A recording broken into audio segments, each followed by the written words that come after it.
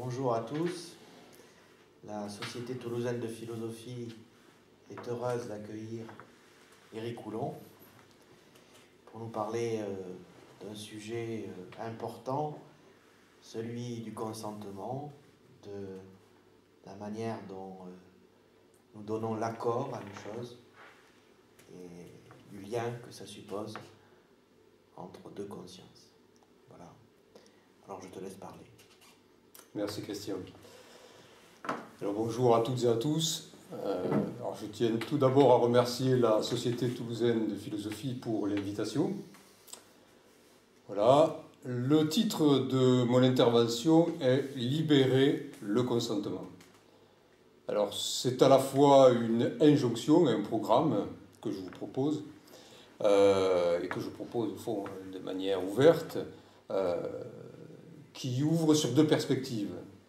Très rapidement, il s'agit de libérer le consentement de quelque chose et de libérer quelque chose dans le consentement.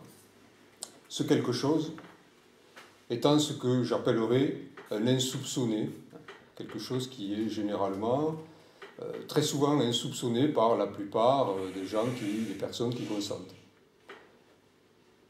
Alors, d'où le sous-titre finalement de mon exposé qui est « L'insoupçonné dans l'accord donné » ou « L'insoupçonné de l'accord donné ».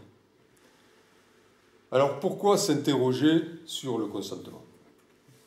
Pourquoi porter un intérêt au consentement, à l'acte de consentement? Je vais essayer de répondre déjà quelque peu à cette question au cours de mon introduction. Alors, je commencerai par un rappel.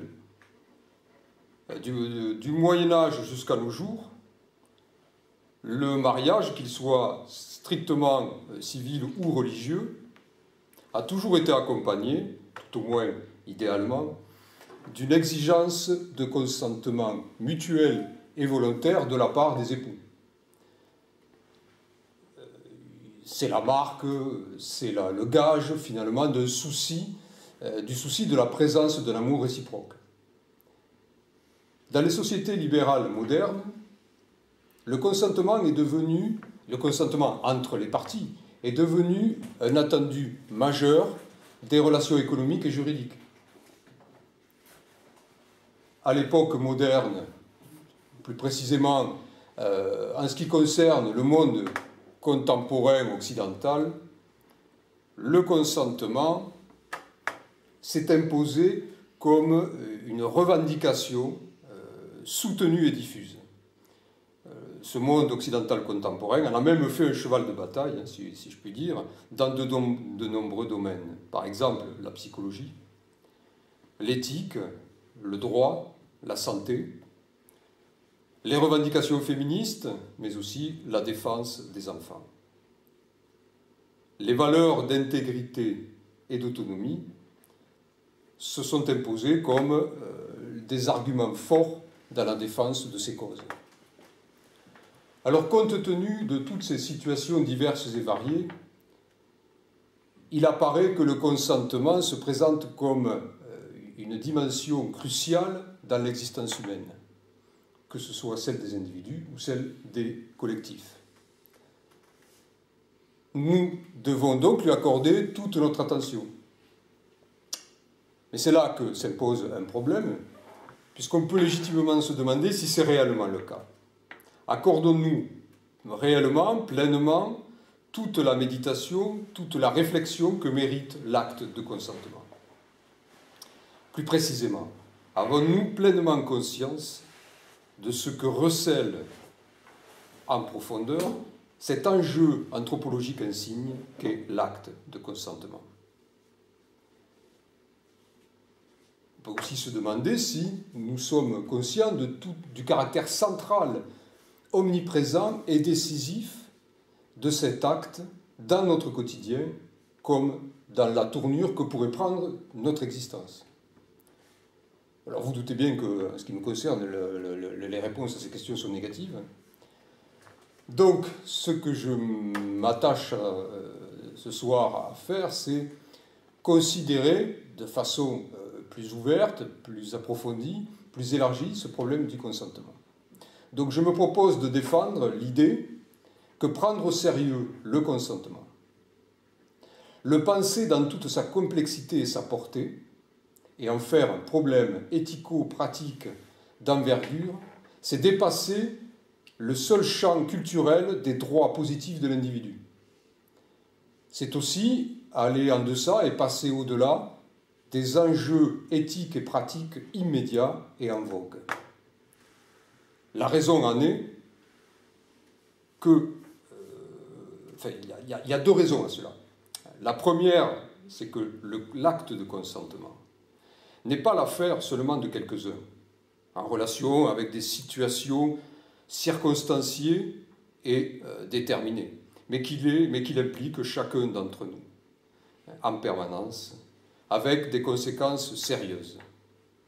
Et d'autre part, que cet acte de consentement ne peut être approprié, pensé et vécu personnellement, dans sa vérité, dans son ampleur et son intensité, que si nous sommes capables de dévoiler et de tenir compte de ceux qui le recèlent en tant qu'insoupçonnés.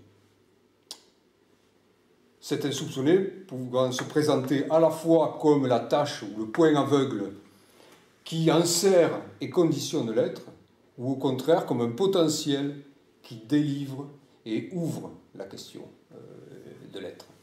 Donc ça, c'est les deux versants, finalement, de libération du consentement. Où on se libère d'une dimension négative, que j'exposerai tout à l'heure, de l'insoupçonné, où j'ouvre et je libère la dimension d'insoupçonné que contient en lui-même le consentement. Alors, si on reprend la revendication ou l'exigence, maintes fois répétée comme un mantra, que le consentement doit être un acte libre et éclairé. Moi, je dis pourquoi pas, alors, mais prenons cette exigence au sérieux et tâchons de mesurer toute l'étendue, ainsi que de tirer les conséquences ultimes de l'acte de consentement. Dans l'approche élargie qui sera la nôtre de cet acte de consentement, incluant les différents degrés sur l'échelle du consentement, je mobiliserai autant le domaine de la philosophie que celui de la spiritualité. Alors, le contexte actuel, les diverses situations concrètes que j'ai évoquées, nous serviront de point de départ, de point d'appui, mais aussi de guide dans notre parcours de réflexion sur l'acte de consentement. Alors, ce parcours se fera en 3 temps. Le premier abordera l'acte que j'appellerai courant, l'acte ordinaire, à la fois passif et actif de consentement. Le second temps, dans le second temps, j'élargirai, j'approfondirai la réflexion en m'arrachant quelque peu au domaine empirique. Et enfin, la troisième partie, dans la troisième partie, j'essaierai de mettre en évidence les conditions, on verra qu'il y en a une qui est passive et l'autre qui est active, les conditions, dis-je, d'établissement d'une pratique accomplie du consentement. Alors ce que je souhaite faire finalement, c'est ouvrir des perspectives de réflexion pour une pensée qui soit conséquente et opérative de l'acte de consentement.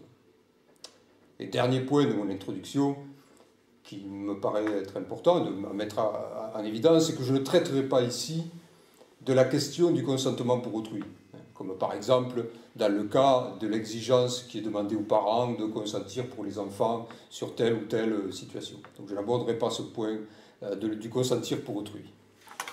Alors, ma première partie donc, va consister à analyser quelque peu l'acte de consentement à partir des situations concrètes qui s'imposent à nous. Je vais essayer de dégager les grandes lignes ou les points essentiels de l'acte de consentement qui pourraient nous être utiles pour la suite de notre réflexion. Alors, je commencerai par un état des lieux. Et au cœur de cet état des lieux, évidemment, je commencerai par la définition. Alors, quelques dictionnaires nous donnent déjà quelques pistes. Le Larousse nous dit que le consentement, c'est l'action de donner son accord à une action, à un projet. Pour le Robert, c'est l'acquiescement donné à un projet ou à l'exécution de quelque chose. Pour le Littré, c'est une uniformité d'opinion, à savoir le consentement de tous les hommes sur un point. Mais c'est aussi, toujours pour le Littré, l'action de consentir à quelque chose, à savoir se rendre à un sentiment, à une volonté, à une obligation. C'est aussi, toujours pour le Littré, participer, concourir à la production d'un résultat. Le vocabulaire Lalande de la philosophie, lui, considère que le consentement est un acte de volonté par lequel on décide ou déclare expressément qu'on ne s'oppose pas à une action déterminée dont l'initiative est prise par autrui.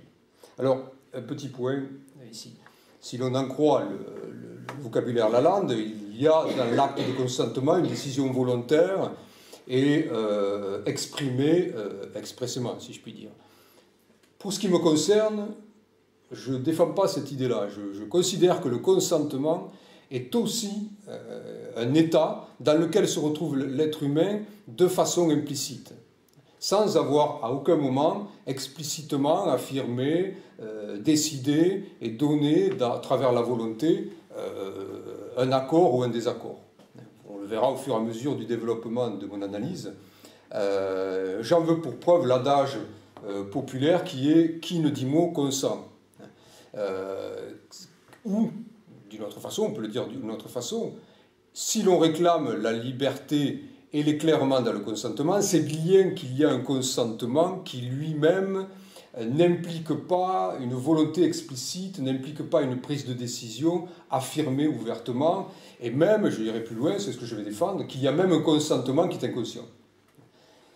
Donc je proposais ces définitions parce qu'elles contiennent en elles-mêmes déjà des éléments qui nous indiquent ou qui nous fournissent des pistes, mais elles sont, selon moi, elles passent encore à côté de l'insoupçonné dont je parlais précédemment et que je vais détailler tout à l'heure, et qui constitue une part importante du consentement. Si nous mobilisons l'étymologie du terme « consentir », il se révèle que ce dernier est emprunté du latin « consentire », lui-même constitué de cum, avec, et de sentire, sentir, signifiant ainsi sentir avec, et qu'il faut prendre au sens d'être du même sentiment, d'être ou de tomber d'accord avec autrui en particulier. Intéressons-nous maintenant aux données, après ces éléments symboliques, on va s'intéresser aux données concrètes que l'expérience nous fournit, notamment à travers les situations précises de l'existence quotidienne, qui sont généralement admises comme requérant un consentement. Alors je ne les recite pas, je les évoquais dans l'introduction. Ce qui ressort dès l'abord d'une analyse de ces cas factuels, où le consentement devient un enjeu d'importance, c'est que toute situation de consentement se présente comme une structure dynamique. Dynamique pourquoi ? Parce qu'elle met en jeu des forces. Dans toute situation de consentement, vous avez des forces physiques, psychiques, affectives, intellectuelles, spirituelles, mais aussi économiques, sociales et politiques. Sans doute, j'en oublie. Donc, comme une structure dynamique composée à chaque fois de 3 pôles.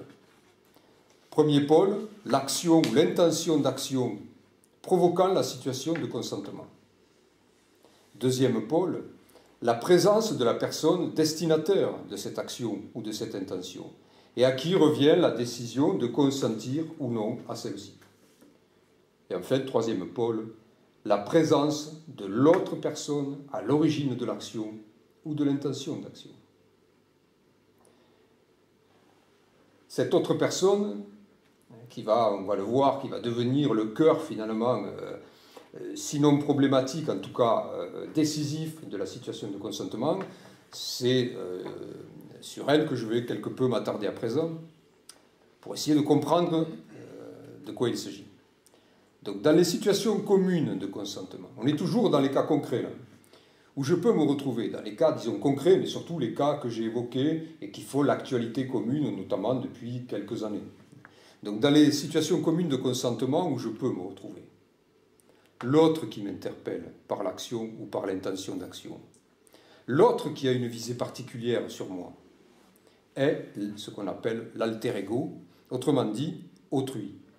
On verra que ce n'est pas tout le temps le cas, tout à l'heure, dans un élargissement de la question du consentement.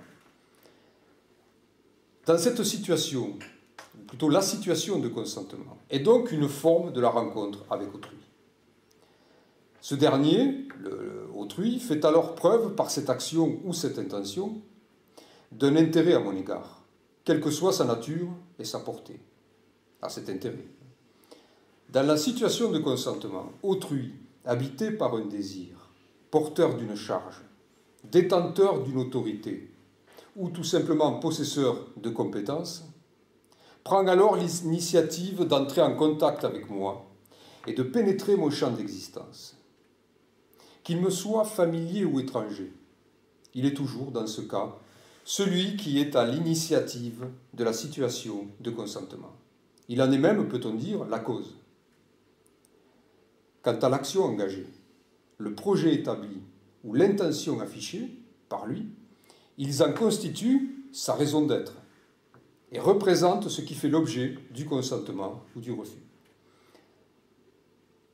Dans les cas mobilisés, toujours, les cas que je viens d'évoquer, toujours, la réalisation, l'exécution du projet, de l'action, de l'événement, entrepris par autrui, dépendent donc en partie de nous, de celui qui est au centre de la situation de consentement. Mais en partie seulement. Et nous allons le voir, ça c'est fondamental, décisif quand on interroge le consentement, secondairement. Je suis toujours secondaire dans la situation de consentement. Dès lors, hormis les situations dans lesquelles il y a ingérence injustifiée et non-respect du droit, qu'il soit moral ou positif, aucune réalisation n'est possible sans ce double préalable qu'est l'initiative d'autrui accompagnée du consentement du jeu.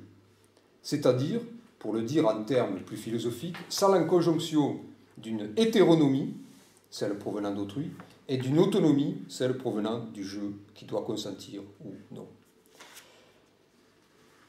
Si, pour ma part, maintenant je me mets dans la situation d'être celui qui doit consentir ou pas, si pour ma part, je suis l'objet de l'action ou de l'intention d'action, je suis toutefois, nous venons de le sous-entendre, le sujet de l'acte de consentement ou de refus. Je suis dès lors à la fois passif, subissant l'action en tant que destinataire de l'intention, et actif en tant que celui qui doit prendre une décision.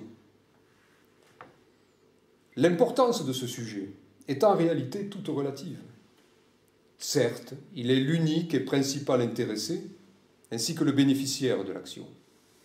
Certes, il est, dans les conditions normales, le passage obligé, celui qui a le dernier mot. Néanmoins, il prend part à une situation, je l'évoquais, dont il n'est pas à l'origine, dont il n'est pas l'auteur, seulement l'agent réactif. Et enfin, celui qui ne détient qu'une partie, parfois intime, des clés de la réussite, de l'action ou de l'intention d'action. Une chose est pourtant récurrente au sein de la situation de consentement. Je suis toujours, dans un premier temps, passif à l'égard d'autrui. J'insiste, parce que ça c'est fondamental. Il est, autrui, l'instigateur de la situation de consentement dont je fais l'épreuve en tant qu'interprète, au double sens de celui qui cherche à comprendre ce qui se joue et qui est en jeu dans cette situation, mais aussi au sens de celui qui tient le rôle central dans le scénario dont autrui est à l'origine et dans lequel il veut m'inscrire. Donc je cherche à comprendre et je suis en même temps un agent dans un scénario, si vous voulez.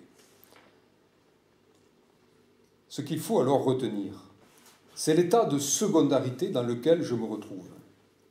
Quelque chose, en effet, me précède dans cette situation et m'oblige à la fois à tenir compte de lui, de moi-même et de la situation impliquée. Autrui m'arrache donc à mon confort, à mon autonomie, à ma suffisance, à mon auto-centrement. Toutes les situations dans lesquelles est impliqué le consentement, qu'elles soient plutôt ces situations implicites ou explicites, à chaque fois, puisque je ne suis pas l'auteur, puisque je ne suis pas à l'initiative de cette situation, je suis quelque peu arraché à ma solitude d'une part, mais aux situations habituelles dans lesquelles je me trouve et où je suis quelquefois, souvent, disons, le sujet central. Donc autrui, une chose autrui m'arrache donc à mon confort. Cette action ou cette intention d'autrui constitue pour moi, alors, dès lors, une situation troublante, déroutante et déconcertante, du fait qu'elle révèle ma permanente présence et exposition au monde et à autrui. Elle révèle aussi l'existence de corrélations sans nombre et, par là, celle d'un potentiel indéfini d'interaction.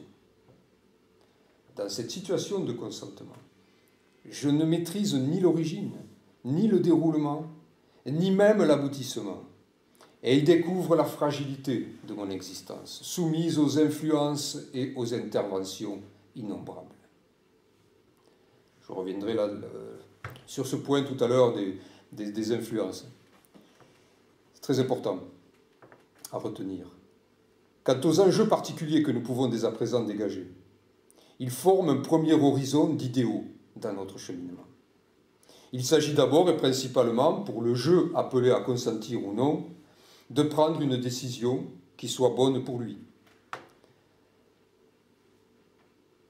Dans les circonstances évidemment données, concrètes, c'est-à-dire qui relèvent d'une certaine considération plus ou moins spontanée et immédiate des rapports du bon et du mauvais. Alors l'élément qui, dans de nombreux cas où la situation de consentement n'implique pas des aspects sensibles et affectifs, en tout cas quand ils ne sont pas dominants, ce qui peut influencer la décision, ma décision, c'est l'argumentation que me fournirait autrui. Une argumentation claire, précise et soutenue, fournie en tout cas. Chacun sait aujourd'hui, et nous le comprenons très bien, que l'ensemble de la situation de consentement et la prise de décision qu'elle implique présuppose que le sujet de la décision soit pleinement en mesure d'effectuer et d'assumer celle-ci. Ce qui signifie que la personne en question doit remplir un ensemble de conditions particulières. Là, je ne fais qu'évoquer les choses que l'on sait tous. À la fois, dans de nombreux cas, avoir atteint l'âge de la majorité, être en bonne santé mentale, voire physique, être dans une libre disposition de soi, de son corps, de ses choix, condition indispensable à ce qu'on appelle une autodétermination. Être éclairé sur les tenants et les aboutissants de l'action ou du processus engendré ou envisagé par autrui. Voilà quelques-uns des enjeux. Le dernier enjeu, un enjeu fondamental que j'ai déjà évoqué, c'est la liberté. Eh bien, l'enjeu que constitue la liberté dans la situation de consentement doit prendre en compte tous les degrés possibles de liberté. À la fois les degrés, la liberté physique, la liberté affective, la liberté, si vous voulez, intellectuelle, spirituelle, mais aussi économique, politique et sociale. Tous ces degrés de liberté peuvent finalement parfois être en jeu dans une seule situation de consentement. Il ne faut jamais les oublier. Sinon, on passe à côté, finalement, de la notion et des enjeux que porte en elle la notion de liberté. Donc voilà pour la première partie, c'est-à-dire l'analyse de l'acte courant avec ce qu'il peut nous apporter comme premier élément de réflexion. La deuxième partie va essayer d'élargir et d'approfondir cette question de l'acte de consentement. Nous allons reprendre et creuser les éléments que nous avons déjà extraits afin de mettre à jour ce qui demeure, volontairement ou non, en retrait, occulté et insoupçonné dans cette première considération du consentement. Nous pensons que l'épanouissement de l'acte de consentement va de pair avec l'épanouissement de l'individu. La condition première de ces épanouissements étant que le sujet individuel se réapproprie, au travers d'une épreuve théorico-pratique, le sens et l'enjeu globaux de l'acte de consentement. Dès lors, Afin de répondre à cette nouvelle exigence d'élargissement et d'approfondissement de l'analyse, nous devons mettre en place un travail de clarification du problème posé par la situation de consentement. Ce travail portera par conséquent sur ce que j'appelle la dimension de l'insoupçonné et s'effectuera en 2 temps. Le premier temps, selon un angle d'approche resserré, est concentré sur la désoccultation de l'insoupçonné que j'appelle actuel, conditionnant le consentement. Le second temps, s'inscrivant, lui, dans une perspective plus ouverte, est consacré à la mise en lumière et à l'analyse des caractéristiques et des modalités essentielles, ainsi que des potentialités, généralement insoupçonnées, relatives à la situation de consentement. On retrouve la double structure que j'évoque depuis le début. Ce qui, à l'intérieur du consentement, est insoupçonné mais agit sur lui, pousse l'être à consentir, et dans un autre versant, tout ce qui, au cœur même de l'acte de consentement, n'est pas actualisé et qui, pourtant, est porteur, selon moi, des conditions de libération et de lumière et d'harmonie pour l'être humain. Tout cela, je vais le préciser. Ce qui accentue la gravité d'un tel acte de consentement, c'est que tout accord donné, qu'il soit implicite ou explicite, débouche immédiatement, une fois effectué, sur une adhésion de notre part à l'objet de notre consentement, qui elle-même, c'est encore plus grave, en tout cas plus problématique, peut se transformer, cette adhésion, en attachement. Il faut donc reconnaître, à côté de l'acte lui-même, ou plutôt en tant que résultat de cet acte, à sa suite, l'existence d'un état plus ou moins déterminant, plus ou moins constant, plus ou moins immuable de consentement, qui, selon les cas, apporte bien-être ou mal-être dans notre existence, en fonction des situations auxquelles nos actes de consentement nous lient. Ce qui n'est pas sans rappeler la notion de karma, mais appliquée, dans ce cas, au cours même de l'existence actuelle.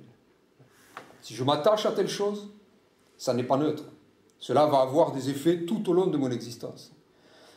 À la différence du karma qui, lui, prolonge les charges dans les vies futures, dans le cas qui me préoccupe ici, c'est dans le cours même de notre existence que les adhésions, les prises de décision et les attachements nous lient à des situations plus ou moins bénéfiques pour nous. Alors, de tout cela, on se rend bien compte qu'il faut absolument éclairer cet insoupçonné que j'évoque. Je commencerai par ce que j'appelle l'insoupçonné efficient et souterrain, qui opère en quelque sorte sous la forme d'une contrainte à l'intérieur du consentement, voire même, nous allons le voir, qui fait du consentement lui-même une contrainte. Ce travail, donc, commence par une désoccultation de l'insoupçonné présent à la racine même, et en même temps qui est à l'œuvre, à la racine même de cette situation de consentement, et qui commande l'acte de consentement. L'insoupçonné est, comme son nom l'indique, ce dont nous ne soupçonnons généralement pas l'existence. Plus précisément, ici, ce dont nous ignorons la présence efficiente dans le déclenchement comme dans le déroulement de l'acte, et qui pourtant est bien là, actif, à l'œuvre. Il renvoie toujours, dans le cas des situations de consentement, à ceux qui nous précèdent. Ça, c'est toujours important dans la structure, se souvenir, je ne suis pas premier dans la situation de consentement, il y a toujours un autre, une altérité qui me précède. Ce premier versant de notre analyse concerne donc plus particulièrement l'acte spontané, automatique, inconscient et irréfléchi de consentement. Alors tout le monde ne sera peut-être pas d'accord, on pourra en discuter après. Est-ce que c'est encore du consentement? Pour moi, oui. Pour les raisons que j'ai évoquées tout à l'heure. Si consentir, c'est en quelque sorte acquiescer à l'exécution ou à une action, acquiescer implicitement en ne s'y opposant pas, c'est du consentement pour moi. On pourra peut-être en discuter.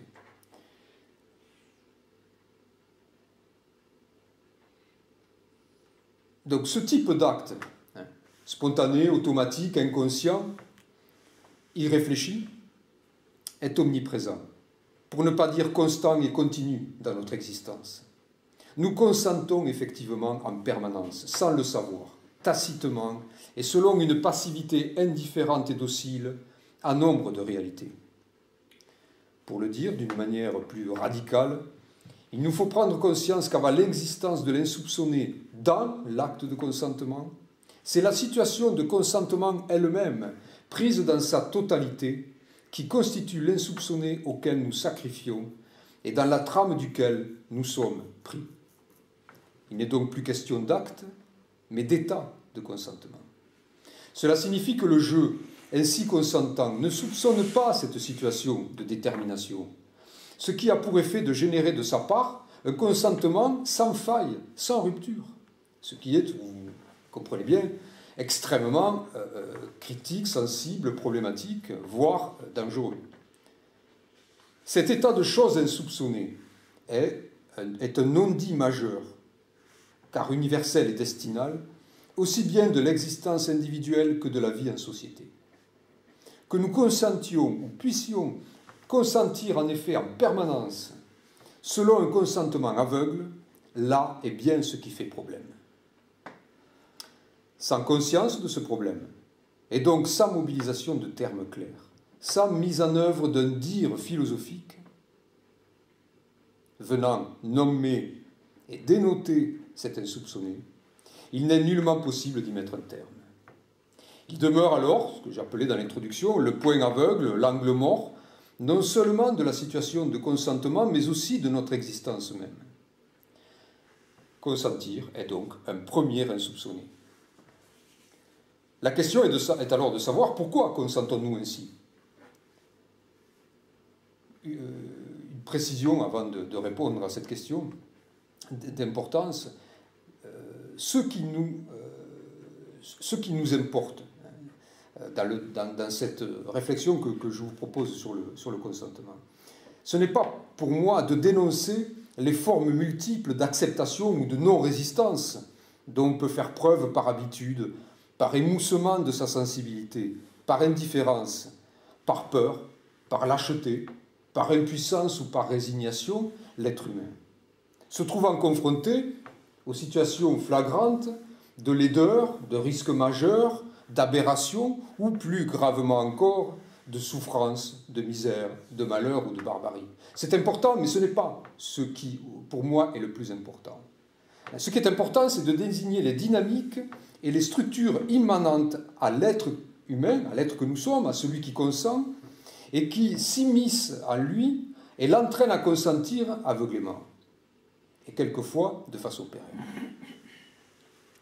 Alors pour illustrer, plutôt pour argumenter cette réflexion sur les structures dont je parle, j'ai décidé de choisir et d'exposer 3 configurations déterminantes qui nous paraissent réunir, concentrer et synthétiser l'essentiel des figures possibles de l'insoupçonné efficient souterrain.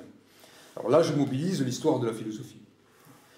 La première de ces configurations, que j'appelle ontophénoménologique, déjà intuitionnée par Platon, a été analysée en profondeur par le philosophe Edmund Husserl. Elle est à l'origine de ce qu'il appelle l'attitude naturelle.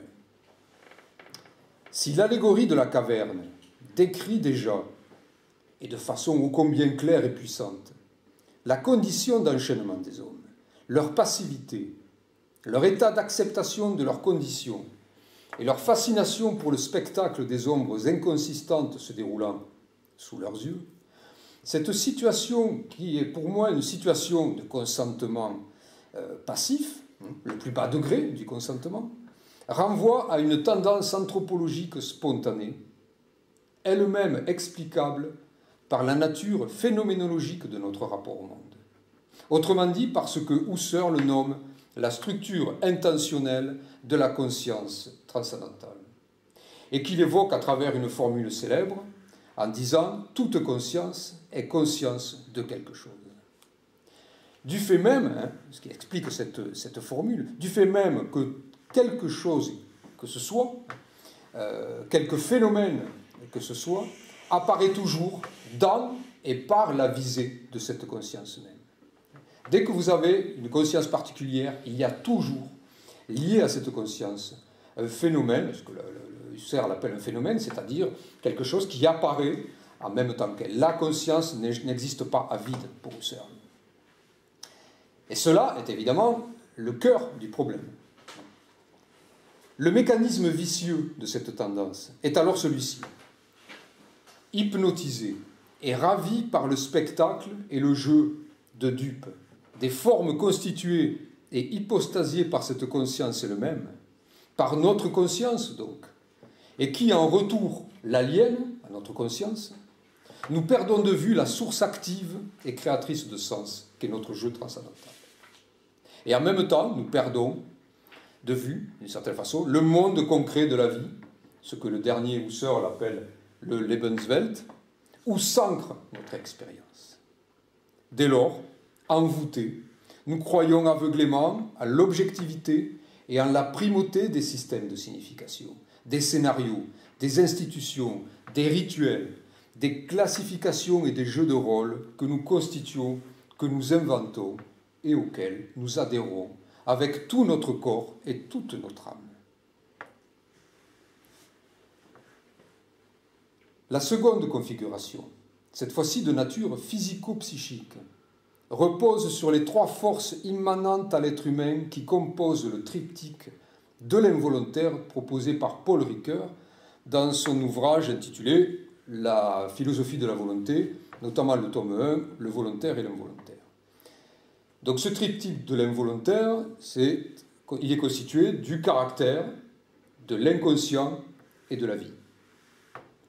Si, pour Ricoeur, nous ne consentons que très rarement à ce qu'il appelle l'involontaire absolu, soit parce que nous refusons la faiblesse liée à notre caractère, soit parce que nous refusons l'obscur en nous, soit parce que nous refusons tout simplement la mort. Nous consentons et adhérons pourtant, ça c'est moi qui défends cette idée, très souvent, sans en être conscient, à ce que génère chacune de ces trois puissances, qui désignent et qui, là encore, nous précèdent, dans la décision comme dans l'action. Je consens et j'adhère en effet fréquemment et spontanément aux orientations et aux actes que m'impose ma manière de vouloir ainsi que mes traits de caractère.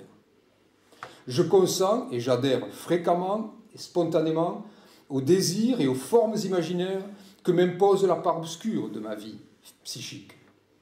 Je consens et j'adhère fréquemment et spontanément au rythme et aux besoins que m'impose l'organisation vitale de mon corps.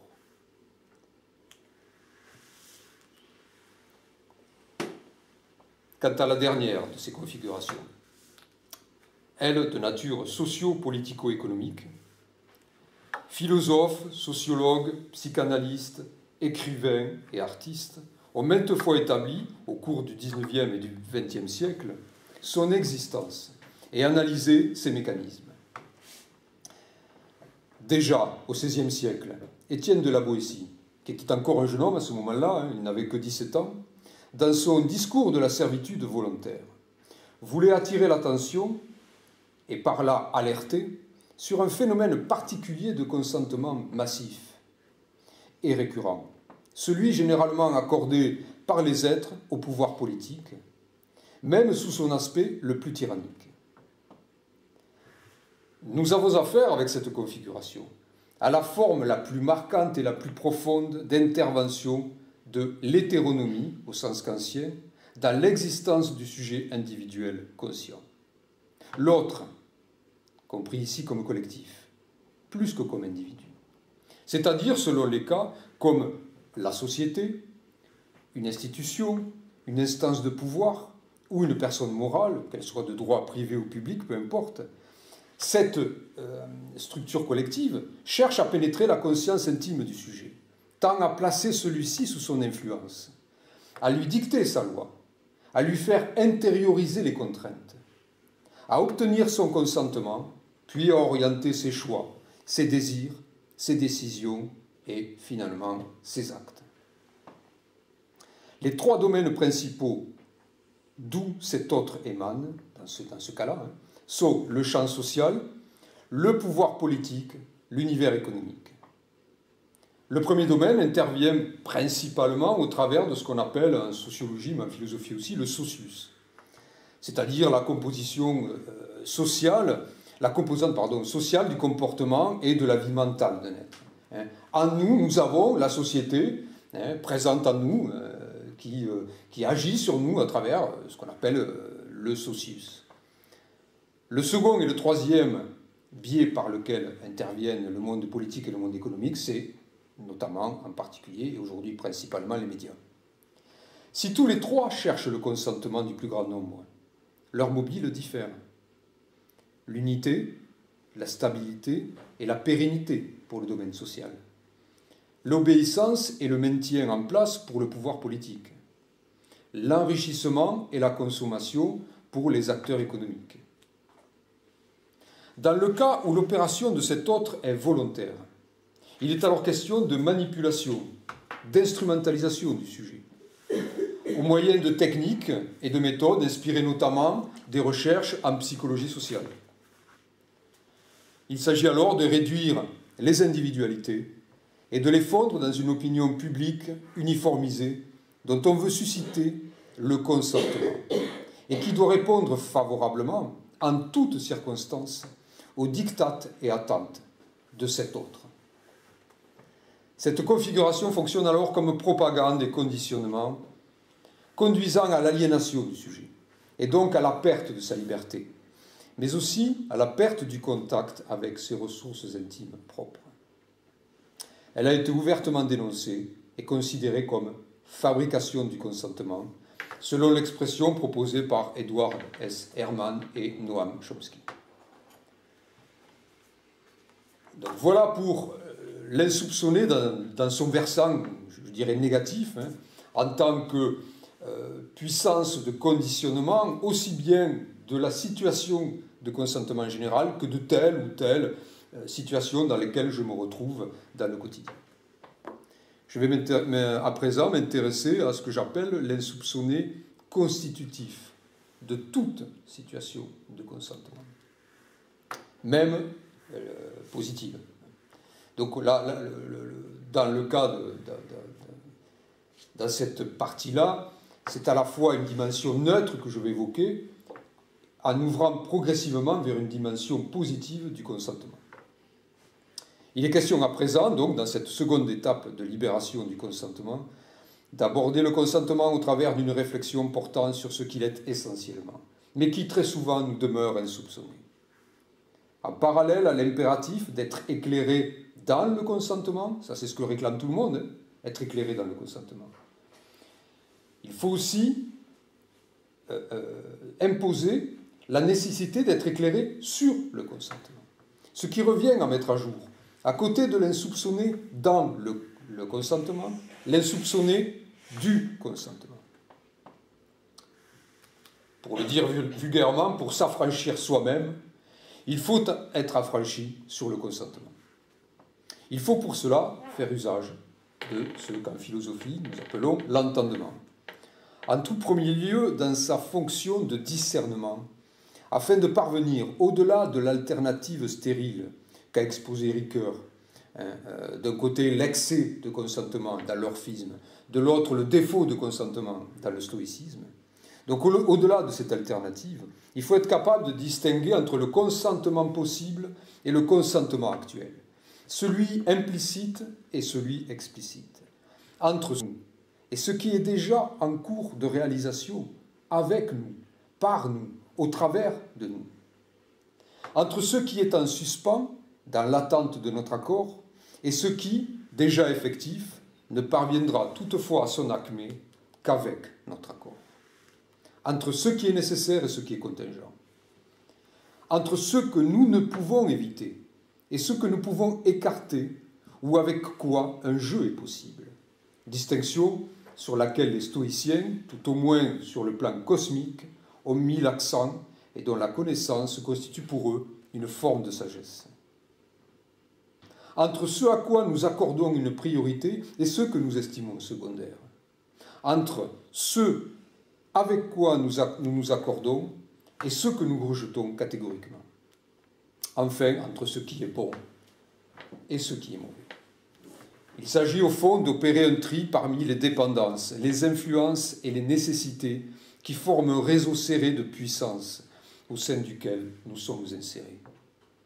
C'est aussi grâce à notre entendement qu'est possible ce qu'on appelle l'assentiment. Cet acte d'esprit qui équivaut à une adhésion aux motifs, aux raisons de l'action et de la décision de l'autre. En l'absence de ces conditions remplies, pas de responsabilité, selon Aristote, et peut-être même pas de véritable consentement, ou en tout cas le plus bas degré du consentement. L'entendement nous permet ainsi d'échapper à l'arbitraire, d'échapper au contingent et à la manipulation, en découvrant les raisons qui sont à l'origine et animent tel acte, telle décision, tel processus, telle situation. Il fournit aussi au sujet la possibilité de justifier et de légitimer son acte, qu'il s'agisse d'un accord ou de refus, et d'établir si ce sont de bonnes ou de mauvaises raisons, si elles relèvent du bien ou non, si elles conditionnent et participent d'une vie bonne. Là est la force de l'entendement associée à la raison dans sa dimension éthique. Concernant ce point précis, parce que je voulais éviter aussi que l'on pense que ce à quoi je pense est uniquement lié au sujet individuel égoïste. Dans le cas précis d'une décision de consentement ou de refus, dans certains cas précis en tout cas, relativement à la question du bien, il est évident que ma décision ne peut se réduire à être une réponse ne tenant compte que de mon seul intérêt égoïste, mais qu'elle doit s'établir comme donation et établissement d'un accord, incluant non seulement l'autre qui me précède et qui initie la situation, mais aussi tous les êtres humains et tout ce qui est impliqué, de près ou de loin, par cette situation, par mon acte et par mon état de consentement. Je vais insister quelque peu sur cet autre, parce que encore une fois, c'est lui qui engendre les situations de consentement. Donc je vais faire un peu un retour sur cet autre, et on va voir qu'il prend des formes multiples. Cet autre, souvent inconnu de moi, de soi, en retrait ou effacé des consciences, et donc insoupçonné, mérite d'être identifié, car cette présence de l'autre appelle ou impose notre consentement, notre adhésion, parfois notre attachement. Alors, ces multiples présences de l'autre, on peut les distribuer en deux grandes catégories. Ce qui est propre et interne au sujet individuel, ce qui lui est étranger et extérieur. On voit bien que là, on dépasse largement la question de l'autre comme autrui. Ce n'est plus simplement l'être humain, l'autre. Avant d'être découvert, réfléchi, nommé, éprouvé, évalué, assumé ou rejeté, l'altérité est d'abord le non-conscient. Ce qui ne parvient pas à la conscience ne peut même, sous certains aspects, y parvenir. Par exemple, le Deus absconditus de la théologie chrétienne ou l'inconscient de la psychanalyse, qui ne parviennent à la conscience qu'indirectement. Dans ce cas-là, l'altérité est l'invisible, l'implicite, en et hors de nous. Cette altérité peut être d'origine et d'ordre humain, infra-humain ou méta-humain. Elle peut être immanente au jeu et au monde ou bien les transcender. Elle peut être aussi bien empirique que transcendantale. Elle peut être, cette altérité, un autre être humain, mais aussi une instance, une puissance, un état avec un E minuscule, mais aussi évidemment un état avec le majuscule, mais un dispositif, un processus, une procédure, une configuration. Concrètement, elle peut être un parent, un proche, l'être aimé, ou l'étranger, l'inconnu.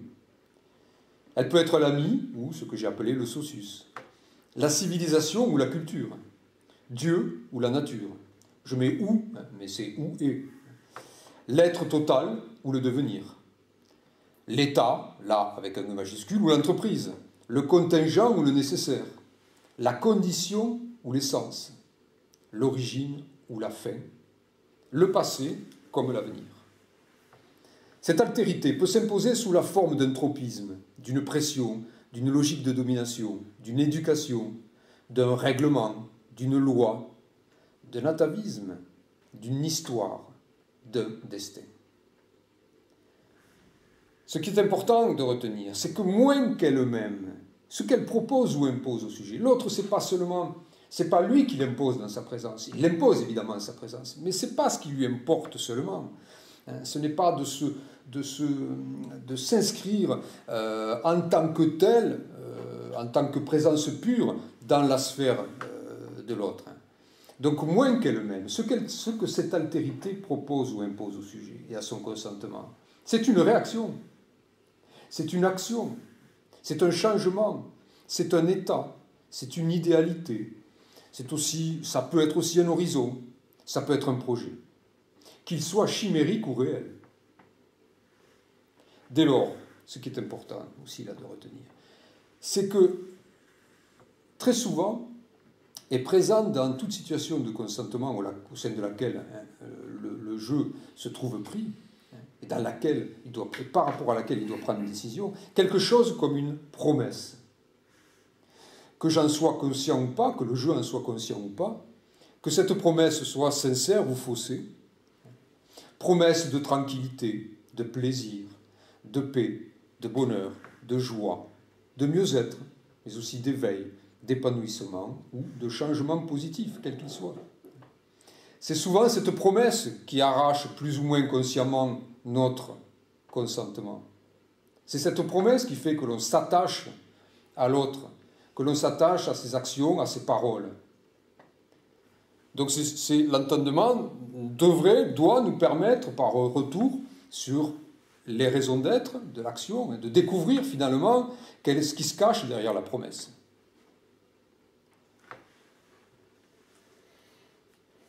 Cette présence polymorphe de l'altérité à la source de la situation de consentement doit par conséquent nous amener à prendre conscience que l'être humain se trouve au carrefour, mais aussi au croisement d'influences multiples, immergé dans le réseau dense, complexe et dynamique, je l'ai déjà évoqué, d'influx, de pression, d'ascendance, de contexte et d'inspiration, d'attraction et de répulsion, dont chacune des composantes actives, qu'elles soient symboliques, imaginaires ou réelles, visibles ou invisibles, me pousse ou m'incite à réagir, à agir et à faire quelque chose. C'est pour ça que ce n'est jamais neutre. Il y a toujours au bout du compte quelque chose comme, sauf dans le cas où j'interromps la situation de consentement par un refus. Autrement, l'acceptation est le point de départ d'une action qui va se prolonger par la suite. D'accord ? Le oui ou le non est décisif, mais ça n'est qu'un moment, ce n'est que le point de départ. Si vous voulez, le refus, il clôt la situation. L'acceptation, elle va prolonger la situation dans une intervention, dans une action, etc. Donc ça, c'est très important. Il y a toujours, à partir du moment où il y a consentement, une action, et quelque chose est mis en œuvre. La pensée du consentement est par conséquent aussi une pensée de l'être, prenant en compte les différentes échelles de ces modes. Elle doit aussi affronter le passage à la limite et s'ouvrir par-delà le fini et le multiple, aux infinies présences comme à la présence de l'infini, entendu étymologiquement comme ce qui n'a pas de limite, en puissance comme un acte. Tous ces aspects nouveaux, par rapport à la première réflexion sur le consentement ordinaire, tous ces aspects nouveaux que j'essaie de mettre à jour, nous confrontent à une nouvelle donne, nous assignent une nouvelle charge et nous fixent un nouveau but. Une philosophie, une éthique et même une spiritualité du consentement sont nécessaires, notamment au regard des visages multiples que possède l'altérité, au regard des nombreux objets possibles qu'elle offre ou impose au consentement, et par suite au regard, et là c'est encore plus important, de la multiplicité des consentements possibles, parfois contradictoires, que nous pouvons effectuer. Avec la liberté et la clarté, c'est l'unité de soi qui est en jeu. Et celle-ci n'est possible qu'en surmontant cette dispersion, en connaissance de cause et en conséquence.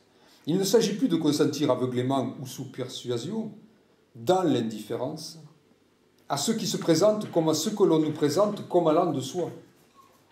Si la responsabilité est de rigueur en la matière, la conviction personnelle acquise, éclairée, assumée et libre nous apparaît comme la clé d'une juste décision. Car l'enjeu est bien là. De nouveau, à nouveau, c'est celui de la décision à prendre. Consentir ou non. Le moment de la décision doit donc devenir un bon moment, au sens du kairos grec. Un moment opportun et favorable où je prends la bonne décision et où j'entreprends le bon acte. Dès lors, la situation de consentement incluant le moment de la décision doit aussi devenir pour nous un moment critique, c'est-à-dire un moment de crise interrompant habitude et évidence. Le moment d'une interrogation et d'une critique. Bien entendu, au fur et à mesure du travail théorético-pratique de compréhension et de libération du consentement entrepris par le sujet humain, chacun de ces moments de décision est, d'une part, vécu par lui avec de plus en plus de clarté et de maîtrise, d'évidence et de fluidité, ce qui implique que finalement, dans l'existence quotidienne, je n'ai plus à m'arrêter pendant un quart d'heure, une demi-heure, une heure, un mois pour essayer de méditer à ce que je vais faire. Si je travaille conséquemment en ayant compris ce qu'implique l'acte de consentement, en essayant de réfléchir aux raisons d'être, des situations qui s'imposent, progressivement dans mon travail, je réponds plus facilement, si je puis dire, de façon plus aisée, plus fluide aux situations qui se présentent à moi. Donc ça, c'était la première part qui implique le sujet. L'autre part, c'est que tous ces moments de décision, reliés aux autres moments de décision, sont de mieux en mieux harmonisés entre eux et cohérents entre eux. Dans une existence humaine qui repose au fond sur l'imbrication intime, inextricable et indissociable, les unes dans les autres, des situations de consentement, que ce soit dans la continuité diachronique ou dans l'instant synchronique, l'enjeu est alors de fonder et d'édifier une unité décisionnelle d'existence, en mobilisant respectivement, nous y reviendrons, un principe et une hiérarchie des actes de consentement. Il existe donc deux temps relatifs à deux formes de consentement. Chronos, ou le temps chronologique, biographique et historique, de l'accumulation superficielle des faits et des couches de situations de consentement. Kairos, ou le temps opératif, ontologique et métahistorique, de cristallisation profonde du sens de ces situations. Le premier relève de la dimension répétitive et fermée du temps, qui maintient le sujet dans l'homogénéité de la durée. Le second déploie sa puissance de mûrissement et d'ouverture, inscrivant le sujet dans l'hétérogénéité de l'instant. Si les moments de prise de décision, de consentement ou de refus, apparaissent généralement dans l'existence de tout être, se succéder et former une trame discontinue reposant sur un différentiel de situations de consentement, il s'enlève en réalité, surtout chez les êtres conscients et réfléchis, sur un fond unique et continu de consentement et de refus, constituant une personnalité.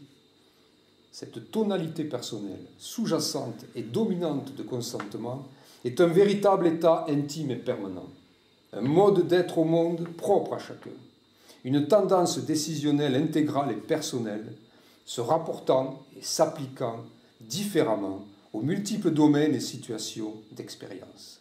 La vie, la mort, l'amour, la pensée, la spiritualité, l'art, la famille, la fraternité, le travail, l'injustice, la souffrance, etc. La situation de consentement doit donc être perçue comme une expérience toujours décisive pour le jeu, au travers de laquelle, d'une part, il est mis à l'épreuve dans sa présence à soi et au monde, dans son unité, dans sa lucidité, dans sa liberté. Et, d'autre part, il peut s'éveiller à lui-même en tant qu'être de décision. C'est aussi par son intermédiaire à cette situation de consentement prenant soudain conscience de l'existence de cette altérité qui le précède, que peut se déclencher en lui la quête de l'origine et du principe, celle aussi de la source transcendantale des phénomènes, celle enfin de ce qu'il est fondamentalement, de son moi essentiel. C'est alors l'occasion, pour le sujet, de s'interroger sur sa propre origine, pas seulement son commencement biologique et biographique, mais son origine en tant qu'être humain doué de raison et d'esprit. Nous ne sommes pas notre propre origine, affirmait le philosophe Claude Bruyère, dans un ouvrage qui s'intitule L'être et l'esprit. Nous sommes un être donné, autrement dit, un être marqué par, je cite Claude Bruyère, une impuissance de se donner à soi-même son propre être. Fin de citation. Ricoeur lui-même affirmait, de son côté, que le cogito n'est pas auto-créateur, que le sujet n'est pas auto-position. Dès lors, il nous faut entreprendre la quête menant à, je cite de nouveau Claude Bruyère, recouvrir l'origine absolue de l'être que je suis. Fin de citation. Et cela en se tournant vers ce qu'il appelle l'avant insondable. Afin que le oui à notre... Fin de citation, pardon. Afin que le oui à notre naissance, à notre venue au monde et à la vie qui nous est donnée, soit un véritable consentement assentiment, libre et éclairé, il nous faut reconnaître l'être donné que nous sommes et, à notre tour, donner notre accord à ce qui donne, ainsi qu'à ce don, c'est-à-dire, toujours selon Bruyère, effectuer une appropriation, une adoption de soi par soi. Alors ceci ouvre sur la dernière partie, qui va être la partie, disons, qui convoque le plus précisément, le plus explicitement le domaine que j'appelle spirituel. Donc la troisième partie va aborder ce que je considère comme l'accomplissement de l'acte de consentement. C'est le plus haut degré, pour moi, du consentement. Deux phases, une phase passive, le détachement, une phase active, la participation. Je commencerai par le détachement. Le cheminement vers la compréhension et la libération du consentement exige donc, pour être mené à bien, je l'ai déjà évoqué, un changement d'orientation et de point de vue assimilable à une conversion, à un pas en arrière et à un retournement vers l'autre qui nous précède. Une prise de distanciation doit donc être effectuée avec nos consentements et nos refus. Cette phase nécessaire, hors de laquelle point de consentement accompli, nous avons décidé de la désigner du terme de détachement. Nous allons voir qu'elle est autant philosophique, éthique que spirituelle, puisqu'il est question, en dernier lieu, d'arbitrer et de se décider face à une alternative décisive pour chacun et pour tous. Consentir au sens ou à l'absurde, à la présence ou aux illusions, à la lumière ou aux ténèbres, au propre ou à l'aliénation, à ce qui élève ou à ce qui abaisse, au renouveau ou au désastre, et, au bout du compte, au bon ou au mauvais. Ce ne sont pas les réalités, matérielles ou symboliques, qui en elles-mêmes méritent condamnation, mais plutôt l'attachement à elles. C'est l'attachement qui est diabolique, qui nous divise de nous-mêmes et nous sépare de l'essentiel. Qu'il s'agisse de l'essentiel nous-mêmes ou de l'essentielle altérité présente en nous-mêmes, au fond de soi. Emprunter cette voie revient, de façon générale, nous venons de l'annoncer, à remonter de degré en degré jusqu'à l'autre qui nous précède absolument et nous fait être. Cette fondamentale et radicale altérité bienveillante et bienfaisante devant emporter notre inconditionnel consentement ainsi que notre totale adhésion et à laquelle consentir équivaut à s'accomplir librement, pleinement et en toute conscience. L'histoire des idées et celle des expériences spirituelles nous offrent deux enseignements maîtres en ce qui concerne l'expérience du détachement.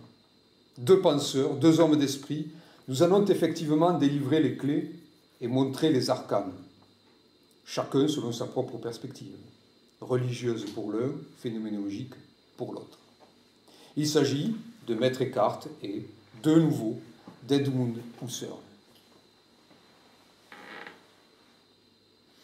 Si, chez Husserl, la suspension de l'attitude naturelle que j'évoquais précédemment, la mise entre parenthèses de la thèse de l'existence du monde objectif, ainsi que ce qu'il appelle l'époquée, ou réduction phénoménologique, nous délivre de l'attachement naïf à ce monde et à nous-mêmes comme hommes naturels, puis nous ouvre le champ de notre conscience transcendantale, où s'origine et se constitue le sens de toute chose. Chez Maître Eckhart, le détachement, Gelassenheit, le retournement, le laisser-être, nous arrache au point de vue de la finitude, à la fascination pour les images et les projections mentales, à notre moi superficiel, et nous conduisent vers l'intime de l'intime, vers ce qu'il appelle, Maître Eckhart, le fond de l'âme ou le château fort de l'âme, où les choses adviennent telles qu'en elles-mêmes, où Dieu naît en nous, en même temps que nous devenons à l'image de Dieu.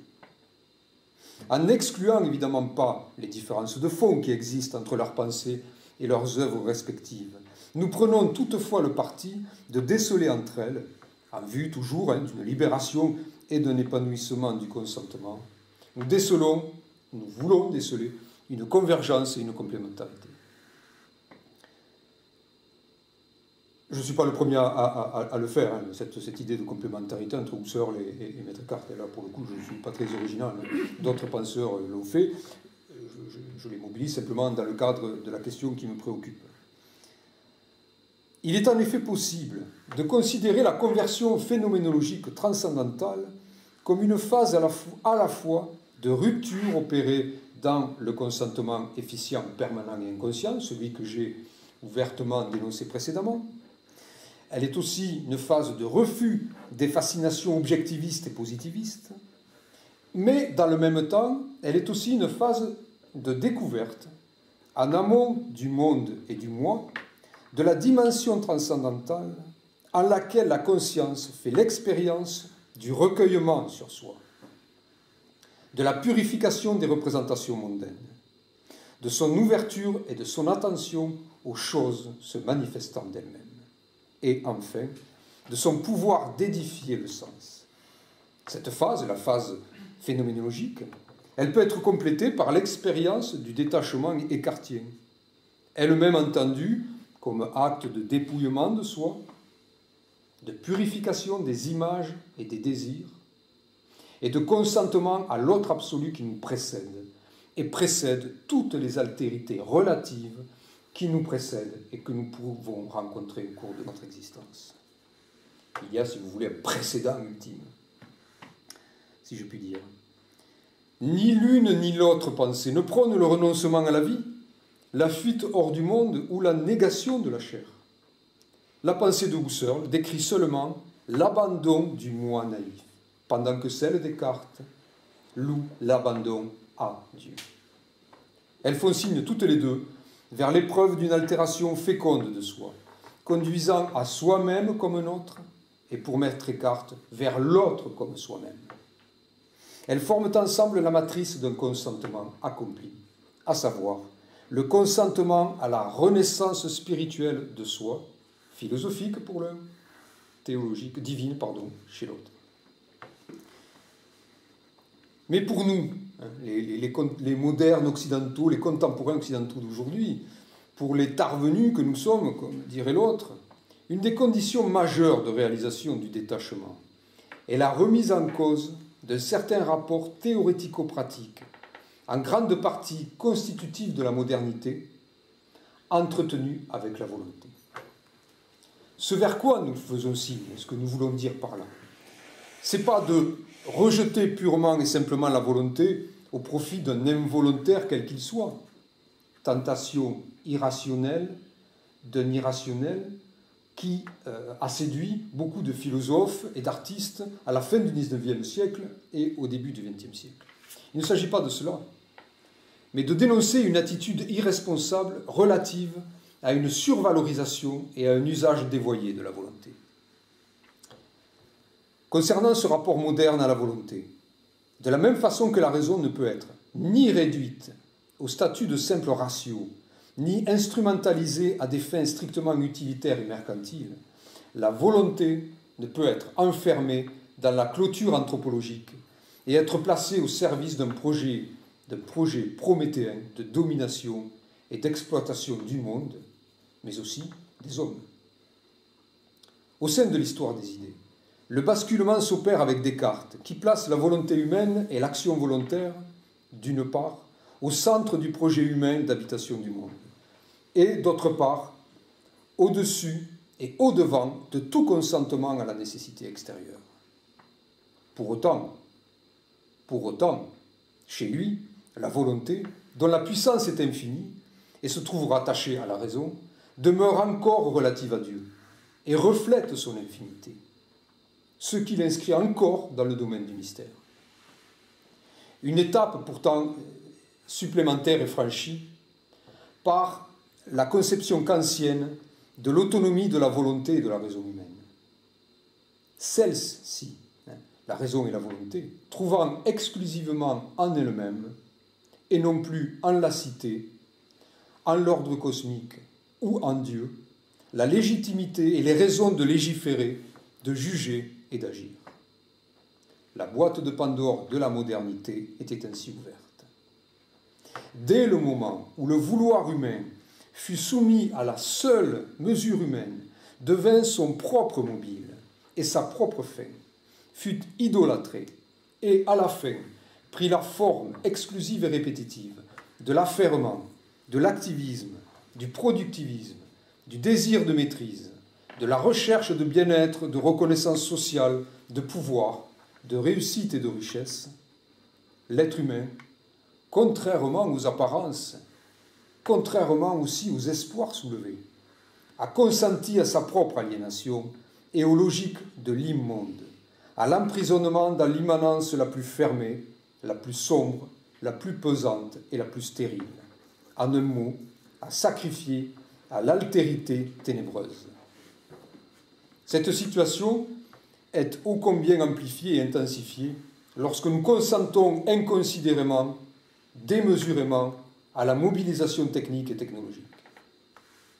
Dès lors, si l'être humain souhaite échapper à cette folle course en avant et à cette ivresse erratique de la volonté subjective autoconsentante, livrée à sa seule puissance, s'il aspire à retrouver la juste mesure du monde et de soi, ainsi que l'altérité lumineuse qui le précède et le destine, il doit contrôler, discipliner et contenir les charges et les mouvements de la volonté.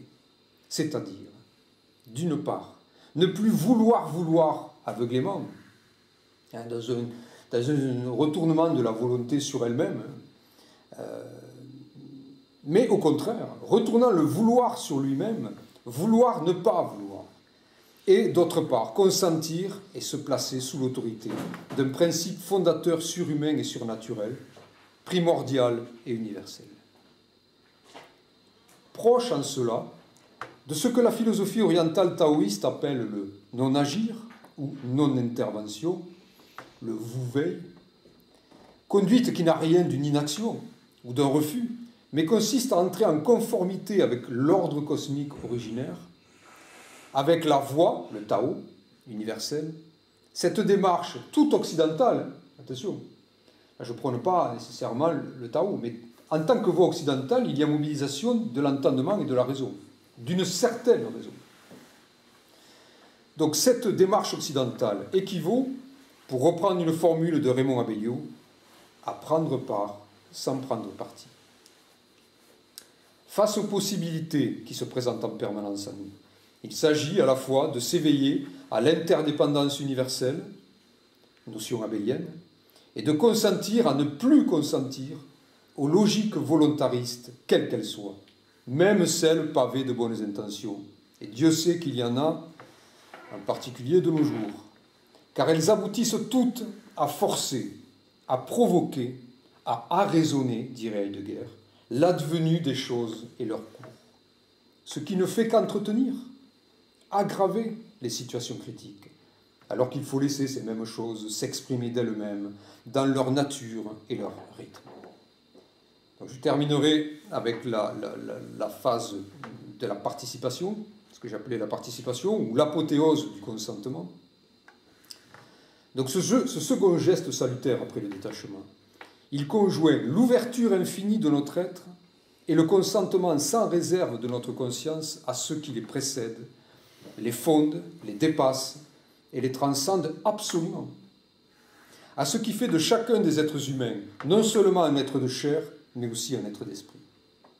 La condition d'une telle ouverture et d'un tel consentement est d'entendre, bien sûr, et de répondre favorablement à l'appel, mais aussi de l'appel, lancé par l'altérité absolue et à nous adressé. Il est mieux, dès lors, d'être à l'écoute et recueilli. Mais là encore, cet appel, il nous précède. Il nous bouscule et nous interpelle.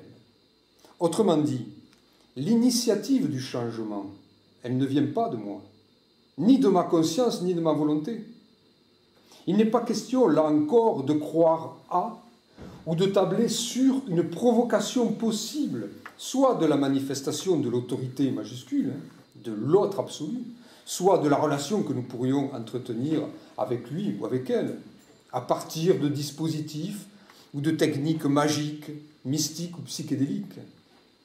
Comme si c'était celle-ci, cette autorité absolue, qui deviendrait alors secondaire et relative par rapport à moi, qui devrait être soumise à la situation de consentement et subordonnée à mon bon vouloir.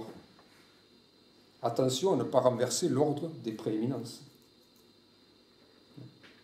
L'altérité absolue, ce n'est pas à elle à répondre à ma demande.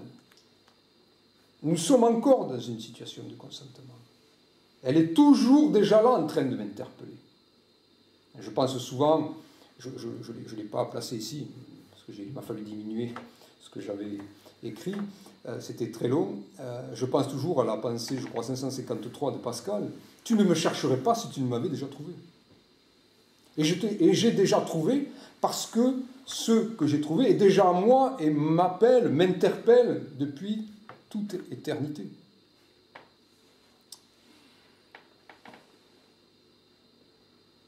Le consentement, donc, acte autant qu'état, acte puis état, ainsi éveillé, libéré et accompli, trouve son acmé dans l'acceptation éclairée de cette autorité et l'obéissance assumée à sa parole, que nous qualifierons l'une et l'autre de spirituelle. Face à ces dernières, la part de passivité fondamentale du sujet consentant devient un « amen », un « ainsi soit-il ». Le fiat de la créature se rendant et s'accordant à leur fiat suprême. Claude Breuer, toujours lui, parle de reddition ou de restitution du sujet à l'esprit créateur, mais aussi de déposition de soi au soi qui l'habite, aveu de secondarité. Fin de citation.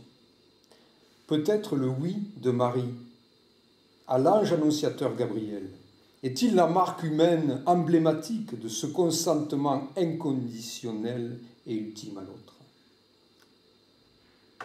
Mais si abandon du jeu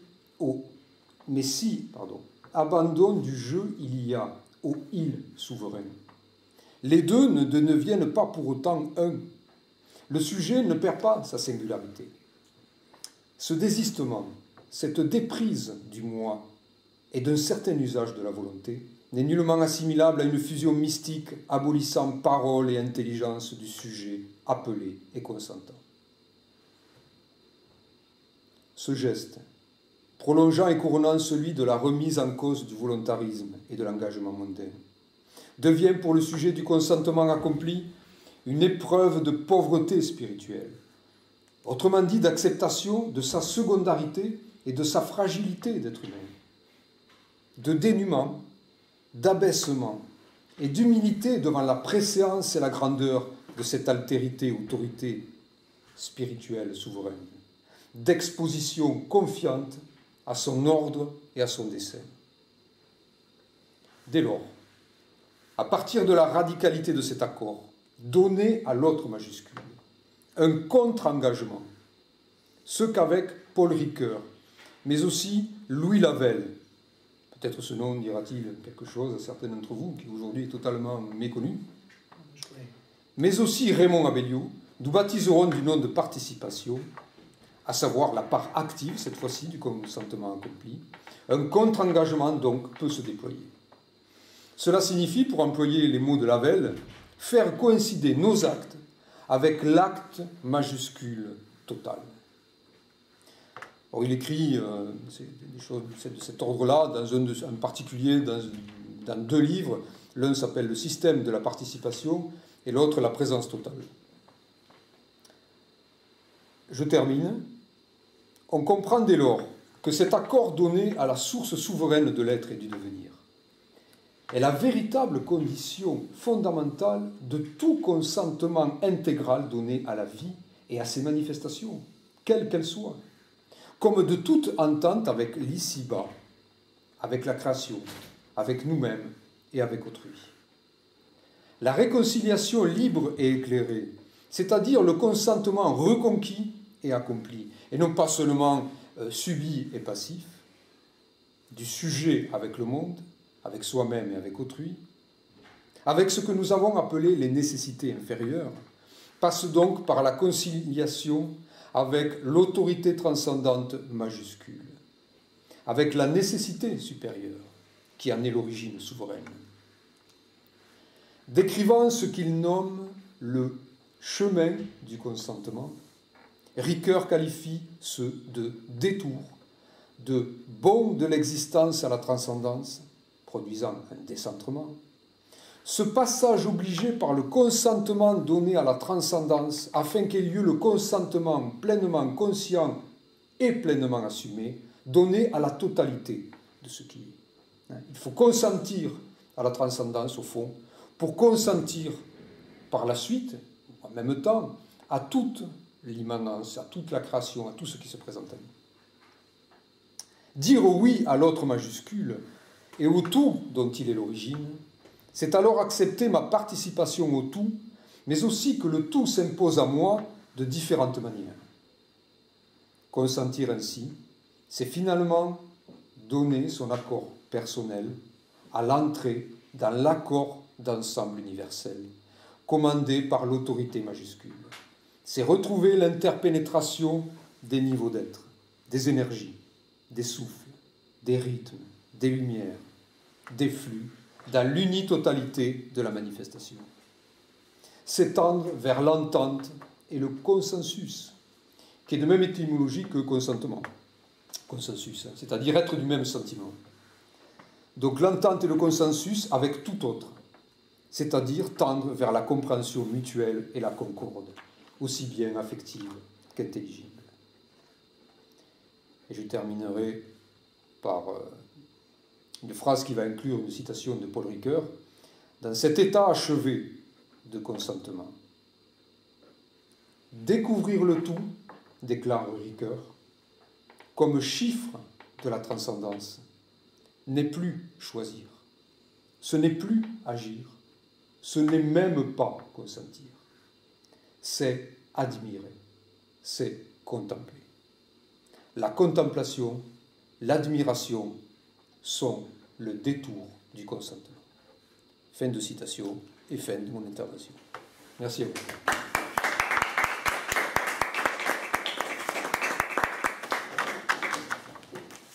Merci beaucoup, Éric, pour cette sacrée conférence.